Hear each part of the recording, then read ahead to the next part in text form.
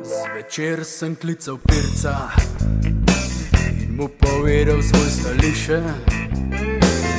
Usedla sva se v avto in zapustila naš dvorišče.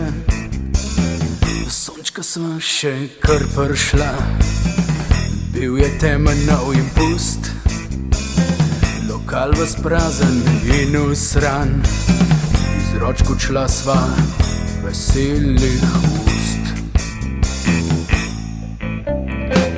Kmalu potem sva ostala sama, prijatelj pirc in jaz. Pogovor stekel je med nama, o puncah z glavami na mest. Ne ni bilo krivo slabo vino, denar, ki letel je iz denarnic. Za koga ljubi bolj kot človeka brez trepalnic?